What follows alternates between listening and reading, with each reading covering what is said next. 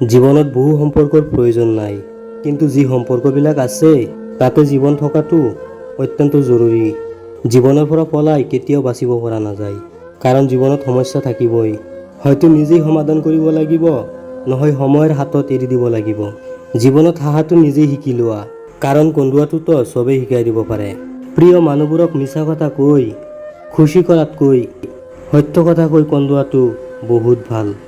যদি তুমি মানুহক সকলো সময়তে বিচাৰ কৰিব খোজা, তেনেহ'লে ভাল পোৱাৰ সময়ে নাপাবা।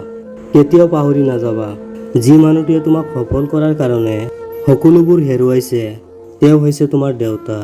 যি তোমাৰ কষ্টৰ দিনবিলাকত সকলো সময়তে তোমাৰ কাষত আছিল, তেওঁ হৈছে তোমাৰ মা। ইম্পচিবল বোলা কোনো বস্তুৱেই নাই, কাৰণ ইম্পচিবল নিজেই কয় আই এম পচিবল। ভদ্ৰ আচৰণ কৰিবৰ কাৰণে শিক্ষা লাগে, আৰু অভদ্ৰ আচৰণ কৰিবৰ কাৰণে অশিক্ষিতই যথেষ্ট। ইচ্ছা কৰিলে মই মোৰ বিষয়ে কোৱা প্ৰতিটো বেয়া কথাৰ জবাব দিব পাৰিম, কিন্তু সেইসকল মানসিক ক্ষতিগ্ৰস্ত লোকসকলৰ লগত কথা কৈ সময় নষ্ট কৰাৰ সময় মোৰ নাই। বোকা মানুহবিলাক হয়তো বেলেগক বিৰক্ত কৰিব জানে, কিন্তু কেতিয়াও কোনোবাক ঠকাব নোৱাৰে। সময়টো বেছি লাগিলেও ধৈৰ্য সহকাৰে কাম কৰিবা, সফলতা তুমি পাবাই।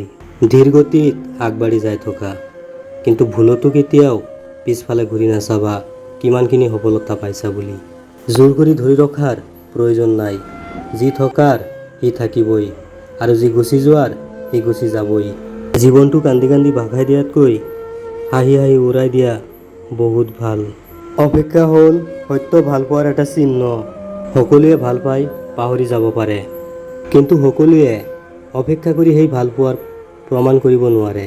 শিকিব লাগে সদায় মূৰটো নমাই, আৰু বাচিবলৈ হ'লে সদায় মূৰটো ওখ কৰিব লাগিব। কাৰোবাক অন্ধৰ নিচিনা বিশ্বাস কৰিলে সি তোমাক অন্ধ ভাবি ঠগাই গুচি যাব, এইটোৱেই বাস্তৱ। পিছফালে কেতিয়াও ঘূৰি নাচাবা, যি পোৱা নাই সি তোমাৰ নাছিলেই। যি সন্মুখত আহিছে তাকেই গ্ৰহণ কৰি লোৱা। চাবা, যিবিলাক তুমি পোৱা নাই, সন্মুখত পোৱাবিলাকেই নোপোৱাৰ বেদনাবিলাক দূৰ কৰিব। মই জানো যে মই বেয়া, সেইকাৰণে সকলোৰে পৰা নিজকে বহু দূৰত ৰখাৰ চেষ্টা কৰোঁ। তো বন্ধুসকল, আজিৰ কাৰণে ইমানখিনিয়ে থাকক।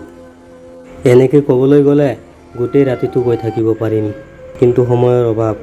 ভিডিঅ'টোৰ মাজত নিজকে যদি খুজি পোৱা যায়, তেনেহ'লে ভিডিঅ'টো লাইক কৰি শ্বেয়াৰ কৰি দিব।